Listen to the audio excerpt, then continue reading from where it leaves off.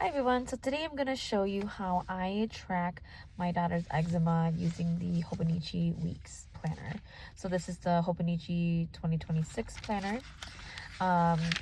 And this is what we've been using and what we've been doing so far. So in the yearly index calendar here, we track her steroid cream, multivitamin, allergy, and when she goes and does number 2. And then I recently added the castor oil as well. So you can see, right, like at a quick glance, the running days where we're just doing constant steroid use, which is not good because that means she was having a flare-up and whatnot. So I use this. Most important part is tracking the steroid cream use, with all of the red dots there. And then and then we get into the monthly spread, and this is really just for me and my personal calendars and dates and appointments and stuff like that. In the weeks section, it's really just, again, my own personal notes for things to do. I kind of highlight it where the left hand side are just my things to do, and I check it off. I didn't really have much to do this week, so it's not really filled out. But, whatever I have to do, appointments, whatever, I put it all on the left-hand side. And then on the right-hand side, I just make a little statement about what's something good that happened that day.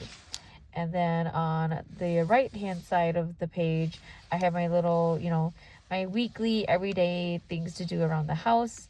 And then just some random notes that I need to do that week.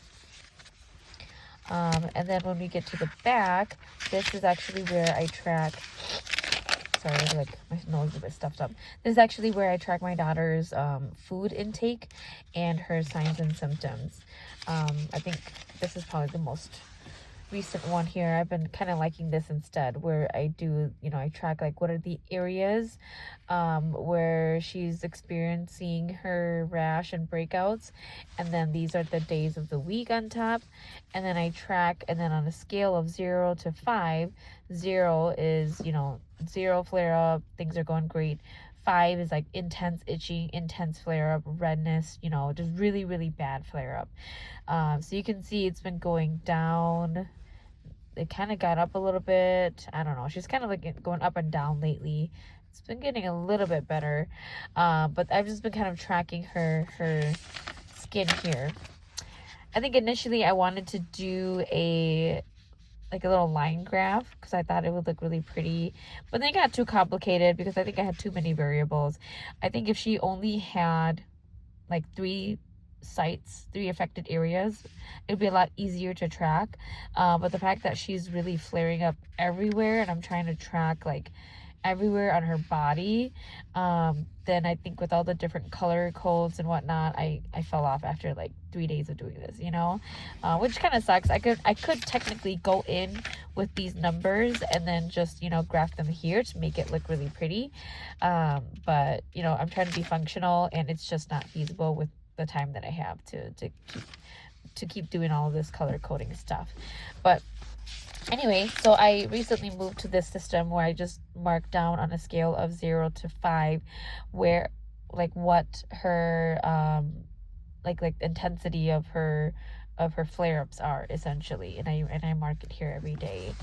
And then I mark down, like what we use to treat her skin, and then what she ate that day. We're trying to rule out just if this is a food component or what's kind of causing all of the flare-ups. That way we can just kind of go back and take a look and see what exactly she ate that may have contributed to a flare-up. So I kind of hope that helps. That's really much it.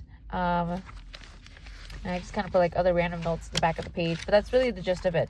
The core of me tracking her eczema is really here at the yearly index. That way you can see again where and when you're using the steroid creams, and then tracking her flare-ups at the back and her food diary intake. So hopefully that helps.